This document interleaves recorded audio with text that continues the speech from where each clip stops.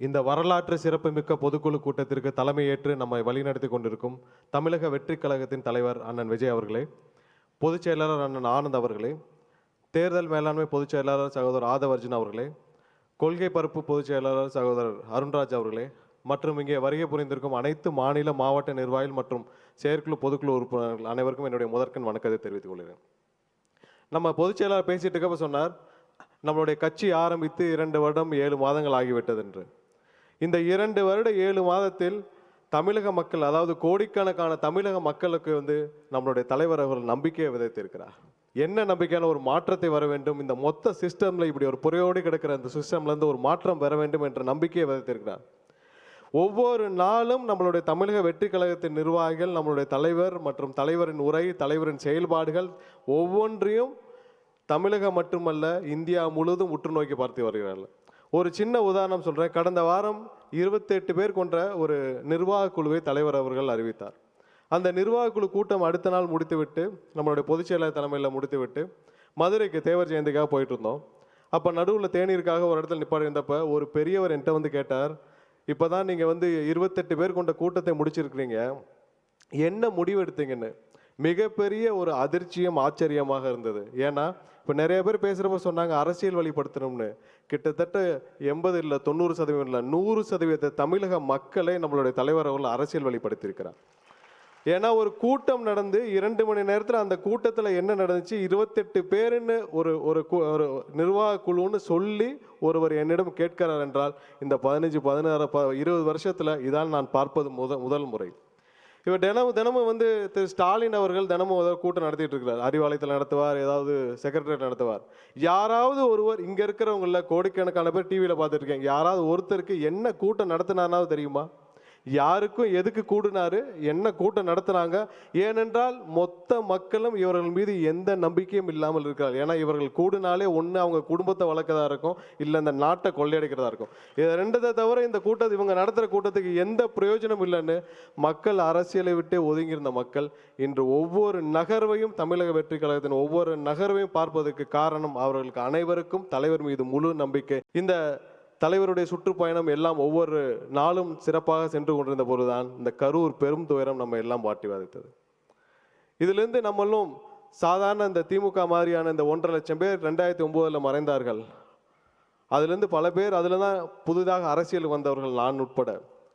அப்போது நடந்த கொடுமையெல்லாம் பார்த்தீங்கன்னா 1.5 லட்சம் பேர் இறந்து கொண்டிருந்தார்கள். அப்போ போய் திமுகவுடைய தலைவர்கள் எல்லாம் டெல்லியில் உட்காந்து அமைச்சரவை பேரம் பேசிட்டு இருந்தாங்க. நாம் ஒன்றும் அந்த மாதிரியான அரசியல்வாதிகள் அல்ல. ஒவ்வொருவரும் இந்த 41 குடும்பங்களை நினைத்து கிட்டத்தட்ட இப்போ இல்லை, இன்னும் பல ஆண்டுகள் அவர்களோடு கண்டிப்பாக துணை நிற்போம். நாம் ஒன்றும் திமுகவோ இல்லை மற்ற கட்சியோ இல்லை. அது கண்டிப்பாக நமக்கு ஒரு மீள முடியாத ஒரு துயரம். மற்றபடி இந்த கேஸு இதெல்லாம் ஒன்றுமே இல்லை, இது எல்லாம் எதிர்கொள்வோம், ஒன்றும் பிரச்சனை இல்லை. இந்த 41 பேருடைய மரணம் மட்டும்தான் நம்மை பேரிடியாக தாக்கியது. என்னை பொறுத்தவரை நம் தலைவர் வாழ்நாள் முழுவதும் இதிலிருந்து மீள மாட்டார் என்பதில் கண்டிப்பாக உறுதியாக நிச்சயமாக இருக்கிறோம். ஏனென்றால் மக்களுக்காக வந்த ஒரு தலைவருக்கும் மற்றவர்களுக்கும் உள்ள வித்தியாசம் அதுதான். இந்த திமுகவும் சரி, அவர்களை சுற்றி இருப்பவும் சரி, என்னைக்கும் மக்களுக்கு இல்லை, இந்த தமிழகத்துக்கு இல்லை, எதையுமே இவர்கள் கண்டுகொள்ள மாட்டார். இந்த 1.5 மாதத்தில் நம்ம எல்லாரும் பார்த்த பொதுமக்கள் எல்லாம் சொல்லியிருப்பாங்க, பல டிவியில் பார்த்துருப்போம், இந்த சதிகார கும்பல், இந்த சதிகார திமுக கும்பல் இத்தோடு அரசியல் விட்டு விரட்டப்பட வேண்டும் தான் ஒட்டுமொத்த தமிழக மக்களுடைய ஒட்டுமொத்த குரலாக இருக்கு. யாராவது ஒருத்தர் மாற்றி சொல்லியிருக்காங்களா? தமிழகத்தில் எங்கே போனாலும் நம்ம கேட்கக்கூடிய ஒரே வார்த்தை இந்த சதிகார திமுக கும்பல். இந்த கடந்த 1.5 மாதத்தில் நம்ம கேட்குற ஒரே வார்த்தை இந்த சதிகார திமுக கும்பல் இதோட அரசியலை விட்டு ஓடணும்ன்றதான். இவர்கள் இதை மட்டும் இல்லை, தமிழகத்தில் எந்த இயற்கை வளம் எல்லாத்தையும் முடிச்சுட்டாங்க. இந்த நம்மளுடைய தீர்மானத்தில் பார்த்துருப்போம், ராம்சார் நிலம், அதாவது அரிதினும் அரிதான ஒரு இயற்கை பொக்கிஷம். அந்த பொக்கிஷத்தை 2006 திமுக வந்த பிறகுதான் மொத்தமாக அதையெல்லாம் கூறு போட்டு விற்றார்கள். சரி, அப்போ தான் உங்களுக்கு அறிவில்லை, இதெல்லாம் தெரியாது, இது என்னன்னே தெரியாது, ஏதோ தண்ணி போயிட்டுருக்கு, நாங்கள் எடுத்து விற்றுட்டோன்னு சொல்லிட்டீங்க, சரி பரவாயில்ல. இப்போ சென்னையின் பிரதான பகுதி, எல்லாரும் லட்சக்கணக்கான மக்கள் அங்கே போய் வர்ற பகுதி, அதில் ஒரு 15 ஏக்கர் எடுத்து நீங்கள் இல்லீகலாக கொடுக்குறீங்க. பல ஆயிரம் கோடி இதில் கொள்ளையடிக்கப்படுகிறது. இதில் கிட்டத்தட்ட 3 அரசு துறைகள், 3 அமைச்சரின் கீழ் இருக்கும் அரசு துறைகள் அதை முறைகேடாக அனுமதியும் கொடுக்கிறது. இதற்கு ஒரு முதல்வர் வந்து அதுக்கு ஒரு விளக்கமும் கொடுக்குறாரு. என்னன்னா, வரைபடம் மட்டும்தான் இருக்கிறது, உள்ள வந்து சர்வே நம்பர்லாம் இன்னும் போடல, பட்டாலாம் இல்லைன்னு. இதே இதில் அனக்காபுத்தூரில் ஆயிரக்கணக்கான வீடுகள் இடிக்கப்பட்டுச்சு. அதுவும் பார்த்தீங்கன்னா அந்த நமக்கு வந்த ஜட்ஜ்மெண்ட் மாதிரி தான். அது வந்து உயர்நீதிமன்றத்தில் ஒரு பொதுநல வழக்காக தாக்கல் செய்யப்படுது. அதில் ரெஸ்பாண்டண்ட்டாக தமிழக அரசின் நிர்வாகத்துறையே போடுறாங்க. அனக்காபுத்தூர் பகுதி மக்களே இல்லை ரெஸ்பாண்டண்ட்டாக. அப்போ அரசு சார்பாக ஒரு வரைபடத்தை கொடுத்து, இந்த வரைபடங்கள் எல்லாம் நீர்நிலைகள்னு சொல்லி உடனே என்ன ப்ரேயரோ அதான் ஜட்ஜ்மெண்ட்டில் கொடுப்பாங்க. என்ன ப்ரேயர் கேட்டாங்களோ ஸோ அதன்படி ஒரு ஆர்டர் கொடுக்கப்படுது. இது அப்படின்னா ஈடிங்கன்னு சொல்லிட்டு, உண்மையாகவே மக்கள் மீது அக்கறை கொண்ட ஒரு அரசாக இருந்தால் மேல்முறையீடு செஞ்சிருக்க வேண்டும். இல்லை நாங்கள் அசஸ் பண்ணணும் இதில் நீர்நிலைகள் ஏங்க, அங்கே இருக்கிற மக்கள் அனைவருக்கும் பட்டா இருக்குது, நீங்கள் தான் அனுமதி கொடுத்துருக்கீங்க, சர்வே நம்பர் இருக்குது. அங்கே ஒரு ஸ்டாண்ட் எடுத்த இதே திமுக அரசு ஒரே நாளில் 100 பேர் 200 பேர் கொண்ட கேம்ப் ஆஃபீஸ் அங்கே போட்டு ஆயிரக்கணக்கான வீடுகளை இடித்து 10,000த்திற்கும் மேற்பட்ட மக்களை தமிழகத்தில் அகதிகளாக்கி, நம் கண் முன்னாடி அகதிகளாக்கி கொண்டு போய் வேற எங்கேயோ கொட்டிட்டு வந்துட்டாங்க. அதை அங்கே செய்த திமுக அரசு இங்கே அதே ராம்சார் நிலத்தில் பல ஆயிரம் கோடி இவர்களுக்கு எங்கேயோ லாபம் கிடைக்கின்றதுக்காக அரிதினும் அரிதான ஒரு பொக்கிஷத்தையே கூறு போட்டு விற்கிறாங்கன்னா மற்ற இதெல்லாம் விட்டா வைக்க போகிறாங்க. இவர்களுக்கு எந்த பற்றியும் கவலை கிடையாது. இவர்களுக்கு தினமும் இங்கே போய் தலைமைச் செயலகத்தில் உட்காந்தா என்ன வருமானம், யாரை அடிக்கலாம், எவ்வளோ வருமானம், ஒவ்வொரு அமைச்சருக்கும் ஒரு கணக்கு இருக்குது. இன்னைக்கு இத்தனை கோடினா அத்தனை கோடி. இதை தவிர இவர்களுக்கு வேற எந்த வேலையும் கிடையாது. இவர்கள் மக்களை பார்க்கும் உயரம்லாம் வேற தூரம். அதை மக்கள்லாம் கிட்டத்தட்ட அவர்களுக்கு ஒரு புழு பூச்சி மாதிரி தான். நீங்கள் சமீபத்தில் பார்த்துருப்பீங்க, மணச்சநல்லூர் எம்எல்ஏ, திமுகவோட எம்எல்ஏ பேசினதை பார்த்துருப்பீங்க. அதாவது உழைச்சி ஓடாய் போன உட்கார்ந்த ஒரு மக்கள் வந்து கிட்டத்தட்ட உட்காந்தாங்க. அந்த பகுதி மக்கள்கிட்ட கேட்குறார், எங்கள் அப்பாவுடைய ரோல்ஸ் ராய்ஸ் கார் விலை என்ன தெரியுமான்னு கேட்குறார். அதாவது அவருடைய சம்பந்தப்பட்ட ஹாஸ்பிட்டலில் 200க்கும் மேற்பட்டவருடைய கிட்னி திருடப்பட்டிருக்கு. உங்களுடைய ஹாஸ்பிட்டலில் கிட்னி திருடின ஒரு கொஞ்சம் கூட குற்ற உணர்வு இல்லை. உங்களுடைய நிர்வாகத்தில் இத்தனை பேர் இருக்கிற 200க்கும் மேற்பட்ட மக்கள் வந்து அவங்களுடைய உடல் உறுப்புகளை இழந்திருக்கிறார்கள், பாதிக்கப்பட்ட கொஞ்சம் கூட ஒரு வருத்தம் இல்லை. அவர் கேட்குறாரு, இதில் வர்ற 2 லட்சம் 3 லட்சம்லாம் ஒரு காசே இல்லை, இதை வச்சுட்டு எங்கள் அப்பாவுடைய ரோல்ஸ் ராய்ஸ் காரை கூட வாங்க முடியல, இன்னும் நிறைய பேருடைய கிட்னியை உருணுங்கிறாரு. இதுதான் திமுக மட்டும் இல்லை, திமுக இருக்கிற ஒட்டுமொத்த அமைச்சரை எம்எல்ஏ எல்லாருடைய எண்ணமும் இதுதான். அவர்கள் எதை செய்தாலும் மக்களிடமிருந்து எதையாவது கொள்ளையடிக்கணும்னு தவிர வேறு எதுவுமே கிடையாது. அவர்களை நம்ம திருத்த முடியாது. அவர்களை நீ போய் நம்ம கல்வி கொடுத்து நீங்கள் மக்களுக்கு நல்லது செய்யுங்கன்னா, ஏன்னா அவர்கள் வளர்க்கப்பட்ட முறை அதுதான். நாம தான் நம்மளை மாற்றிக்கொள்ள வேண்டும். ஏன்னா அவர்களை போய் நீங்கள் போய் இனிமேல் நாட்டுக்கு நல்லது செய்யுங்கன்னா எங்கேயாவது யோசிப்பாங்களா? அவர்களுக்கு செய்யவாவது தோணுமா? அந்த பழக்கமாவது இருக்கா?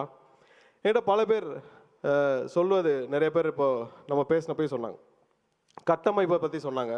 அங்கங்கே பார்க்குற பொதுமக்கள் சொல்லுவாங்க, நீங்கள் வந்து கேண்டிடேட் நல்ல கேண்டிடேட் போடுங்கன்னு. மக்களுக்கு என்னென்னா ஒரு ஏக்கம், எப்படியாவது நீங்கள் ஆட்சிக்கு வர வேண்டும் என்ற ஒரு ஏக்கம் எல்லாருக்கும் வர ஆரம்பிச்சிச்சு. ஏன்னா இதுக்கு மேலே ஒரு வாய்ப்பு பொதுமக்களுக்கு, தமிழக மக்களுக்கு என்னைக்கே அமையாது. 100 ஆண்டுகளுக்கு ஒரு முறை தான் ஒரு தலைவர் வருவார். அப்படி ஒரு அரிதினும் அரிதான ஒரு தலைவர் நமக்காக வந்திருக்கிறார். இந்த வாய்ப்பை தமிழக மக்கள் விடக்கூடாதுன்னு ஒவ்வொருவரும் பார்க்குறப்பல அவர் சொல்கிறது விஷயம், பொதுவாக சொல்கிறது, அதில் முதன்மையானது ஒரு நல்ல கேண்டிடேட் போடுங்கன்னு. கோடிக்கணக்கான மக்கள் டிவியில் பார்த்துட்டு இருப்பீங்க. ஏன்னா தலைவரோட நிகழ்ச்சி எல்லாமே கோடிக்கணக்கான மக்கள் டிவியில் எப்பவும் பார்க்குற விஷயம். இந்த கோடிக்கணக்கான மக்களிடம் ஒரே ஒரு விஷயம், ஒரு 5 நிமிஷம் உங்களுடைய மனதில் கை வச்சு சொல்லுங்கள். உங்களுக்கு தெரிஞ்ச எல்லா அமைச்சர்கள் பட்டியலும் போடுங்க, எல்லா எம்எல்ஏ பட்டியலும் போடுங்க. அதில் யாராவது ஒரே ஒருத்தர் 5 நிமிஷம் ஒரு நாளைக்கு மக்களை பற்றி மட்டும் சிந்திக்கிற ஒரு நபரை சொல்லுங்கள்.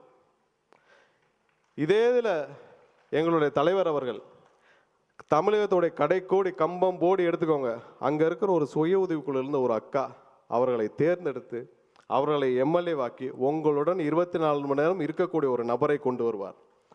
அந்த நபர் ஒரு 5 நிமிஷம் இல்லை, ஒரு நாள் 100% மக்களை பற்றி மட்டுமே சிந்திக்கக்கூடிய ஒரு நபராக இருப்பார். ஏன்னா இதில் எனக்கு எந்த சந்தேகமும் இல்லை. ஏன்னால் தலைவரை சில மாதங்கள் பார்த்து அவருடன் பழகிய இதில் சொல்கிறேன், நெகட்டிவான எந்த விஷயமும் அவர்கிட்ட போகாது. நெகட்டிவான சிந்தனை உள்ள யாரும் அவர்கிட்ட ஒட்டவும் முடியாது. நெகட்டிவான எந்த பேச்சும் அவர்கிட்ட ஒட்டாது.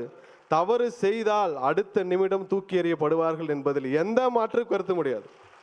அதில் 100% நான் அடித்து சொல்கிறேன், எந்த தவறும் செய்யும் நபரை ஒரு நிமிடம் கூட எம்எல்ஏவில் ஒரு கவுன்சிலரை கூட தலைவர் கீழே வச்சிருக்க மாட்டேன்றதை 100% அடிச்சு சொல்றேன்.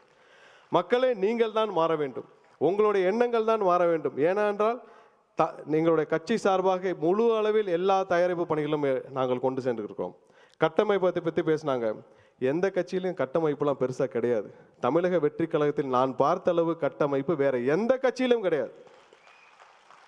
மற்ற கட்சியெல்லாம் நீங்களே போய் அதை பாருங்க. இப்போ எம்எல்ஏ எலெக்ஷனுக்கு நிற்பாங்க. நின்ன பிறகு 5000 ரூபா கொடுத்தா தான் பூத் ஏஜென்ட்டே ரெடி ஆகும். சும்மா பட்டியலாம் இருக்கும். அந்த பட்டியல் எடுத்து பார்த்தீங்கன்னா 5 பேர், 100ல் 5 பேர் கூட கரெக்டாக இருக்காது. எவனுக்கும் பூத் என்னன்னே தெரியாது. ஆனால் நான் கடைசியாக பிஎல்ஏ மீட்டிங் நடந்தப்போ நான் அதில் பார்ட்டிசிபேட் பண்ணேன். அதில் எனக்கு கிடைச்ச மிகப்பெரிய ஒரு இன்ப அதிர்ச்சி என்னென்னா, 7000 பேர் கலந்து கொண்டார்கள். அந்த 7000 பேருக்கும் என்ன பூத்து, எந்த பூத்துக்கு நான் ஏஜென்ட்டு, எந்த பூத்தில் நான் என்ன பண்ணணுன்ற பட்டியலோடு ஒவ்வொருத்தரும் ஞாபகமாக வச்சுருந்தாங்க. இதே நான் பல இடத்துல நான் வந்து பூத் கமிட்டி மீட்டிங் பார்த்துருக்கேன். யாருக்கும் நான் எந்த பூத்துன்னு தெரியாது, எந்த தொகுதின்னு தெரியாது. சும்மா கூட்டு வந்து 50 பேரை வச்சு 100 பேரை வச்சு நடத்திட்டா அது கட்டமைப்பு கிடையாது. பணத்தை மட்டுமே வச்சு எலெக்ஷனை பார்க்கறதுக்கு பேர் கட்டமைப்பு கிடையாது. மக்களும் நிர்வாகிகளும் தலைவருக்காக உண்மையாக இருக்கிற நிர்வாகிகளை வச்சு பார்க்கறது தான் கட்டமைப்பு. என்னை பொறுத்தவரை தமிழக வெற்றி கழகத்திற்கு இருக்கும் கட்டமைப்பு இந்தியாவில் எந்த கட்சிக்கும் கிடையாது. ஏன்னா ஒரு பூத்தில் இன்னைக்கு சொன்னாலும் 100 பேர் தயாராக இருக்காங்க. ஏதாவது ஒரு கட்சியை சொல்லுங்க, 50 பேரை கூட்டு வர சொல்லுங்க. இன்னைக்கு இருக்கிற திமுகவாக இருக்கட்டும், அவர்களுக்கு ரொம்ப அவர்களுடைய டாப் தொகுதி எடுத்துக்கோங்க. ஒரு பூத்துக்கு 50 பேரை கொண்டு வர சொல்லுங்க. நீங்கள் சொல்றதை நான் கேட்குறேன். ஒரே ஒரு விஷயம், தமிழக மக்கள் பல பேர் பார்த்துட்டு இருக்கீங்க. இங்கே எங்களுடைய தலைவர் உட்பட இங்கே இருக்கிற யாரும் நாங்கள் வந்து பல தலைமுறை அரசியல்வாதிகள் கிடையாது. எல்லாரும் முதல் தலைமுறை அரசியல்வாதிகள். எங்களுக்குன்னு பெரிய கட்டமைப்பு, பணமோ பெரிய அரசியல் பிரம்பமோ பெரிய கட்டமைப்போ கிடையாது. ஆனால் எங்களுக்கு இருக்கிற ஒரே நம்பிக்கை, கோடிக்கணக்கான மக்கள் எங்கள் தலைவர் மீது வைத்திருக்கும் ஒரே நம்பிக்கை மட்டும்தான். இன்னும் பல சதி வேலைகள் நடக்கும். எங்களை தடுக்க, எங்களுடைய தலைவரின் ஒவ்வொரு படியையும் தடுக்க பல சதி வேலைகள், சதி திட்டங்கள் நடக்கும். பல தடைகள் வரும். இதை எல்லாத்தையும் நாங்கள் உங்களுடைய நம்பிக்கையை மட்டும் வைத்து நாங்கள் எதிர்கொள்ள தயாராக இருக்கிறோம். ஆனால் நீங்கள் மாற்றத்திற்கு 100% தயாராக இருங்கள். 2026 உங்கள் அண்ணன், எங்களுடைய தலைவர் அண்ணன் விஜய் அவர்கள் தலைமையில் அமைச்சரவை அமைந்தே தீரும். முதல்வராக அமைந்தே தீர்வார். இந்த வாய்ப்பை தவறவிட்டால் இது தமிழகத்தை யாராலும் காப்பாற்ற முடியாது என்பதை ஆணித்தரமாக சொல்லிவிட்டு இந்த வாய்ப்பை வழங்கிய என்னுடைய தலைவருக்கு என்னுடைய நன்றியை தெரிவித்துக் கொண்டு விடைபெறுகிறேன். நன்றி, வணக்கம். அனைவருக்கும் வணக்கம். செப்டம்பர் 27, 2025 நம் அரசியல் பயணத்தில் ஒரு துக்க நாள். 41 உயிர்களை, நம் சொந்தங்களை, நம் உறவுகளை நாம் இழந்திருக்கிறோம்.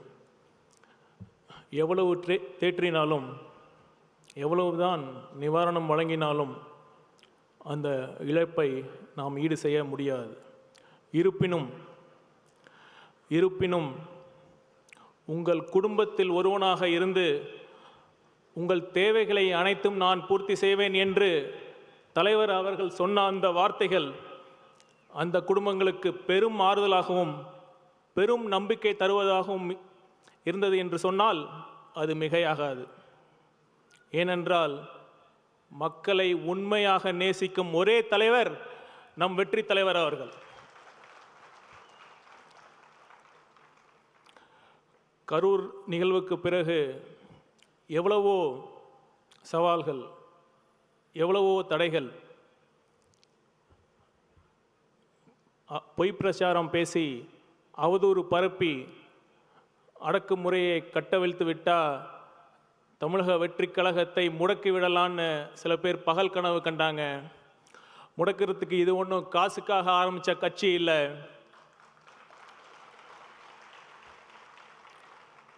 தேர்தல் வெற்றியை தாண்டி ஒரு அடிப்படை அரசியல் சமூக மாற்றத்திற்காக மதச்சார்பற்ற சமூக நீதி என்ற உன்னத கொள்கையோடு ஆரம்பிக்கப்பட்ட ஒரு உன்னத இயக்கம்தான் தமிழக வெற்றி கழகம். ஒரு புறம் சிபிஐ விசாரித்துக் கொண்டிருக்கிறது. நிச்சயம் உண்மை வெளியே வரும். இன்னொரு புறம் மறைந்த 41 உயிர்களுக்கு நாம் செய்யும் உண்மையான அஞ்சலி என்று நான் கருதுவது என்னவென்றால், நாம் எந்த நோக்கத்திற்காக இந்த இயக்கத்தை ஆரம்பித்தோமோ, நாம் எந்த லட்சியத்திற்காக தமிழக வெற்றி கழகம் ஆரம்பிக்கப்பட்டதோ, அந்த அரசியல் பாதையில்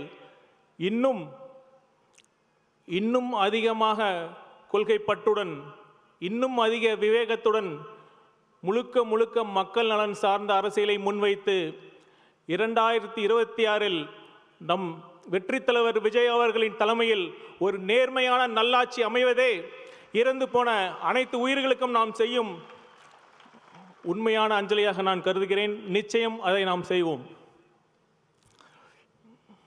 சரி, கடந்த சில நாட்களாக நான் தமிழகம் முழுவதும் சுற்றுப்பயணம் செய்யும் வாய்ப்பு கிடைத்தது. பலதரப்பட்டு மக்கள்கிட்ட பேசுகிற வாய்ப்பும் அமைஞ்சது. ஒன்று மட்டும் கிளியராக புரிஞ்சது என்னவென்னா, மக்கள் இந்த திமுக அரசு மேலே கடும் அதிருப்தியில் இருக்காங்க. நான் வெறும் அரசியலுக்காகலாம் சொல்லலை, உண்மையாலுமே அவங்க அதிருப்திக்கு நியாயமான காரணங்கள் இருக்குது. என்னென்னா, ஃபஸ்ட்டு சட்டம் ஒழுங்கு. ஒரு அரசோட அடிப்படை கடமையே சட்டம் ஒழுங்கை பேணி காப்பது தான். ஆனால் இப்போ திமுக அரசில் சட்டம் ஒழுங்கு எப்படி இருக்குது? எத்தனை கொலைகள், எத்தனை பாலியல் வன்கொடுமைகள், எத்தனை காவல் மரணங்கள். இப்போ பெண்களுக்கு பாதுகாப்பு இருக்கா? இப்போ சமீபத்தில் நடந்த கோவை பாலியல் வன்கொடுமை எடுத்துக்கங்க. இது ஒரு தனிப்பட்ட சம்பவம் அல்ல. இது காவல்துறையில் நீண்ட நெடுங்காலமாக இருக்கிற நிர்வாக சீர்கேட்டின் ஒரு வெளிப்பாடு தான். அப்படி என்ன நிர்வாக சீர்கேடு? ரொம்ப அடிப்படையான விஷயம். இப்போ காவல்துறைக்கு ரெகுலர் டிஜிபி இதுவரைக்கும் அப்பாயிண்ட் பண்ணப்படலை.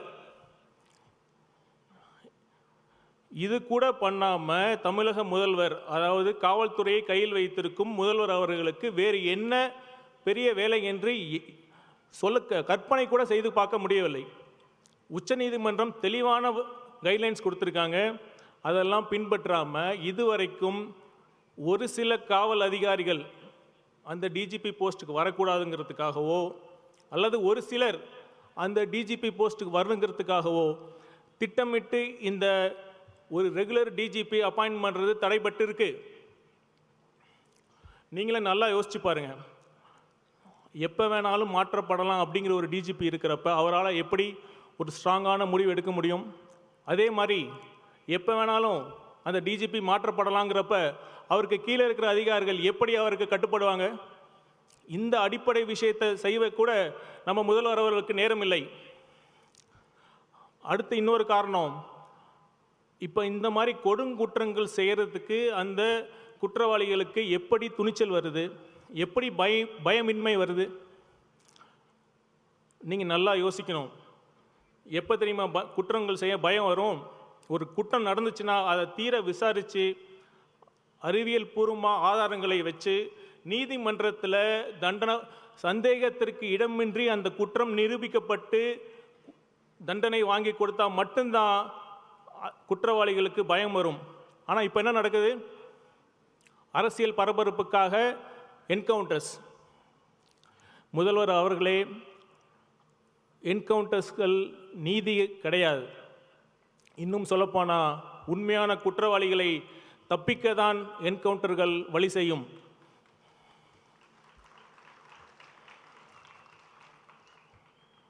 அடுத்து காவல்துறையில் இருக்கிற இன்னொரு முக்கிய சீர்கேடு பார்த்தீங்கன்னா, காவல்துறையில் இருக்கிற பணிச்சுமை. காவல்துறையில் எனக்கு தெரிந்து அரசு துறையில் காவலர்கள் மாதிரி அதிக பணிச்சுவை, அதிக புவர் சர்வீஸ் கண்டிஷன்ஸ் இருக்கிற வேறு எந்த துறையும் கிடையாது. காவல்துறையில் காலி பணியிடங்கள் மிக மிக அதிகம். அதனால் அவங்களுக்கு லீவும் கிடைக்கிறதில்ல. இப்போ நைட்டு ரோந்து போங்கன்னு சொல்கிறீங்க. போதிய காவலர்கள் இருக்காங்களா? இப்போ children crime against women and children CWCன்னு ஒரு தனி பிரிவு இருக்குது. அதுக்கு போதிய காவலர்கள் போட்டிருக்காங்களா? இந்த மாதிரி எல்லா தனி பிரிவுக்கும் டைவர்ஷன் தான். மற்ற மாவட்டத்திலிருந்து இங்கே காவலர்களை பணியில் மாற்றுறாங்க.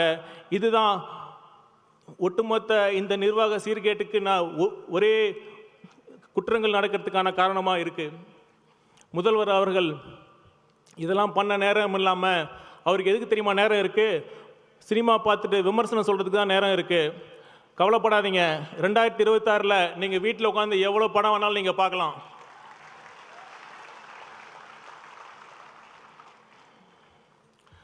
சரி, சட்டம் ஒழுங்கு தான் சந்தி சிரிக்குதுன்னா எங்கள் ஆட்சி நிர்வாகம் எப்படி இருக்குது?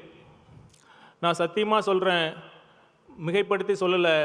தமிழ்நாட்டில் கடந்த காலங்களில் எந்த ஒரு ஆட்சியிலும் இல்லாத அளவுக்கு ஊழல் இப்போ தரை விரித்து ஆடுது. ஒன்றா ரெண்டா சொல்லிக்கிட்டே போகலாம்.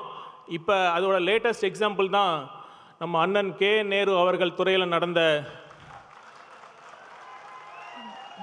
தேர்வு முறைகேடு. ஐயா, பொறுக்க முடியல. ஊழல் பண்ணுறதுக்கு தான் எவ்வளோ வழிகள் இருக்குது. கான்ட்ராக்டில் அடிக்கிற கோடி அடிக்கிற கமிஷன் உங்களுக்கு பத்தலையா? கஷ்டப்பட்டு படித்த மாணவர்கள் தேர்வு எழுதி வேலைக்காக காத்துட்ருக்கிறப்ப அதில் கூடவா ஊழல் செய்யணும்? இப்போ சமீபத்தில் நம்ம சகோதரர் அன்பில் மகேஷ் அவர்கள் ஒரு பெர்ஃபார்மன்ஸ் பண்ணார். படித்து சொன்னடா கண்டிஷன்ஸை ஃபாலோ பண்ணீங்களான்னு. அது மாதிரி இப்போ நம்ம நேரு அண்ணன்ட்ட சொல்லலாம், அண்ணே படித்து சொன்னமே ரூல்ஸை ஃபாலோ பண்ணுங்கன்னு. இப்போ பாருங்கள், தேவையில்லாமல் இடி உள்ளே வந்துருச்சு. ஊழல் பண்ணுறதுக்கு உங்களுக்கு இந்த கான்ட்ராக்ட் கமிஷன்லாம் இருக்கிறப்ப எதுக்கு தேவையில்லாமல் படித்த இளைஞர்கள் வாழ்க்கையில் இப்படி விளாட்றீங்க? கஷ்டப்பட்டு படித்து தோல்வி அடைகிறப்ப இருக்கிற வலியும் வேதனை எனக்கு தெரியும். ஏன்னா நான் ஃபஸ்ட்டு 3 அட்டம்ப்டில் நான் தோல்வி அடைஞ்சிருக்கேன். அதனால் தயவு செய்து இந்த மாதிரி இளைஞரோட வாழ்க்கையை விளையாடாதீங்க. இன்னொரு சின்ன எக்ஸாம்பிள் சொல்கிறேன். இப்போ நெடுஞ்சாலைத்துறை, நீர்வளத்துறையில் இப்போ ஒரு புது சிஸ்டமை கண்டுபிடிச்சிருக்காங்க. நாம் இப்போ பார்த்திங்கன்னா எல்லா டெண்டர்லேயும் யார் வேணாலும் பங்கெடுக்க முடியாது.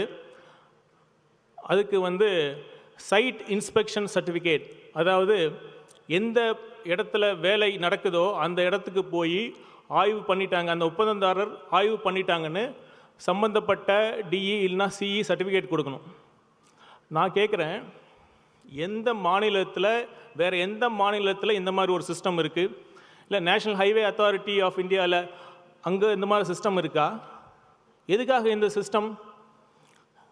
யாருக்கு டெண்டர் கொடுக்கணும்னு ஃபஸ்ட்டே முடிவு பண்ணிவிட்டு அவங்களுக்கு மட்டும்தான் இந்த சைட் இன்ஸ்பெக்ஷன் சர்டிஃபிகேட் கொடுக்குறீங்க. திமுக காரங்களை பற்றி சொல்லுவாங்கள்ல, திமுக காரனா சும்மா இல்லடா அப்படின்னு சொல்லுவாங்கள்ல, உண்மைதான். திமுக காரங்க விஞ்ஞானபூர்வமாக ஊழல் செய்கிறவங்க. நம்ம சயின்டிஸ்ட் ஏவா வேலு அண்ணனும் அவங்க டீம் தான் இந்த சிஸ்டமை கண்டுபிடிச்சி இப்போ பண்ணிக்கிட்டு இருக்காங்க.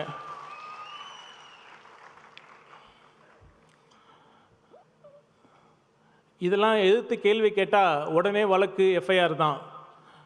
ஒரு அரசு இயந்திரம் எவ்வளோ பலம் வாய்ந்தது, எவ்வளோ பெரியது. சின்ன பசங்க சாதாரண ட்வீட் போட்டால் உடனே வழக்கு பதிவு செய்கிறீங்க, அரெஸ்ட் பண்ணுறேன்னு மிரட்டுறீங்க. இது ஒரு ஆட்சிக்கு அழகாது.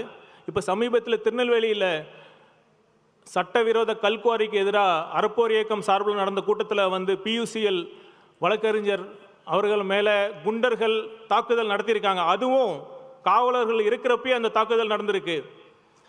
இது ஜனநாயகமா? இதை பற்றி எந்த ஊடகமாவது கேள்வி கேட்குதா? போன அதிமுக ஆட்சியில் புதிய தலைமுறைங்கிற தொலைக்காட்சி 120 சம்திங் இருந்த அந்த அரசு கேபிளில் 400 சம்திங்கில் இருக்கிற பொசிஷனுக்கு மாற்றுறப்ப சேவ் டிஎன் மீடியா அப்படின்னு குரல் கொடுத்தீங்களே, இப்போ ஏன் புதிய தலைமுறை சேனலை நீங்கள் பிளாக் பண்ணீங்க?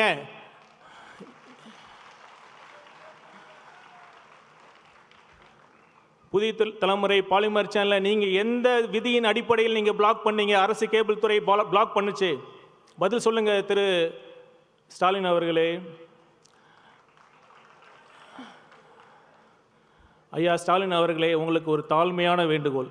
தயவு செய்து உங்கள் ஆட்சியை திராவிட மாடல் ஆட்சின்னு சொல்லி திராவிட இயக்க தலைவர்களை கொச்சப்படுத்தாதீங்க. நீங்கள் வேணா ஸ்டாலின் மாடல் ஆட்சிக்குன்னு சொல்லிக்கோங்க, எங்களுக்கு எந்த வித ஆட்சேபனையும் இல்லை. இப்போ திமுக ஆட்சியோட சாதனைனா அவங்க எதை சொல்கிறாங்க?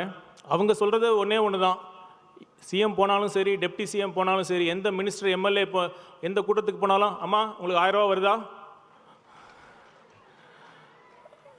அம்மா உங்களுக்கு கிடைக்குதா, வரலன்னா சூப்பர், இதுதான் திராவிட மாடல் ஆட்சிம்பாங்க. வரலையா பேர் கொடுங்கம்மா, சரி பண்ணிடுறோன்னு. இலவச பஸ், பெண்களுக்கு 1000 ரூபா, பள்ளி மாணவிகளுக்கு மாதம் 1000 ரூபாய். இந்த இலவசங்களை தவிர அவங்க உருப்படியாக ஏதாவது திட்டம் பண்ணியிருக்காங்களா? இது இது ஏதோ திமுக கட்சி சார்பாக அவங்க நிதியிலிருந்து அவங்க திமுக கோடி கோடியாக வச்சுருக்காங்களா, அவங்க அறக்கட்டளையில் அந்த பணத்திலேருந்து கொடுத்தா நீங்கள் போய் அது பெருமையாக நீங்கள் சொல்லிக்கலாம். அரசு வரி பணத்தில் நீங்கள் கொடுத்துட்டு கொஞ்சம் கூட வெக்கமே இல்லாமல் நீங்கள் கொடுத்துட்டோம் இலவசங்களை கொடுத்துட்டோன்னு சொல்லி பெருமைப்பட்டுக்கிறீங்களே, இது கொஞ்சமாக உங்களுக்கே அழகாக இருக்காது? ஒரு கட்சி பெண்களுக்கு மாதம் 1000 ரூபா தரேன்னு சொல்கிறாங்க, இன்னொரு கட்சி மாதம் 2000 ரூபான்னு சொல்கிறாங்க. இதுக்கு எங்கே முடிவு? இப்போ சமீபத்தில் பார்த்தீங்கன்னா பீகார் எலெக்ஷன் அப்போ அரசாங்கமே 10,000 ரூபாய் அவன் அக்கௌண்ட்டில் போட்டிருக்காங்க. மக்கள் நம்ம நல்லா சிந்திக்கணும். இந்த இடத்துல நான் ஆணித்தரமாக பதிவு செய்ய விரும்புகிறேன். இலவசங்கள் யார் யாருக்கு தேவையோ கண்டிப்பாக அவர்களுக்கு கொடுப்பது ஒரு அரசாங்கத்தின் கடமை. ஆனால் இதை வைத்து அரசியல் செய்வது ஜனநாயகத்திற்கு பெரிய அச்சுறுத்தலாக இருக்கும். இதற்கு ஒரு தீர்வு என்ன? இலவசங்களுக்காக ஒரு ஆணையம் அமைக்கலாம். அந்த ஆணையத்தில் முதலமைச்சரும் இருக்கலாம், எதிர்க்கட்சி தலைவரும் இருக்கலாம். அவர்கள் இருவரும் சேர்ந்து யார் யாருக்கு எவ்வளவு தேவையோ அதை கருத்தில் கொண்டு, அதே சமயம் மாநிலத்தின் நிதி வலிமையும் கருத்தில் கொண்டு அவர்களுக்கு போதிய நிதி உதவியை அளிக்கலாம். இதை வைத்து தயவு செய்து அரசியல் படுத்தி உதவி பெறும் மக்களை கொச்சைப்படுத்தாதீர்கள்.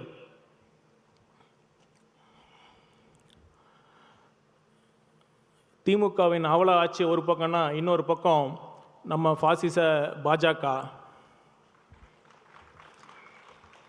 ஏன் ஃபாசிசம்னு சொல்கிறேன்னா, தேர்தலில் ஜெயிக்கிறது மட்டுமே ஜனநாயகம் இல்லை.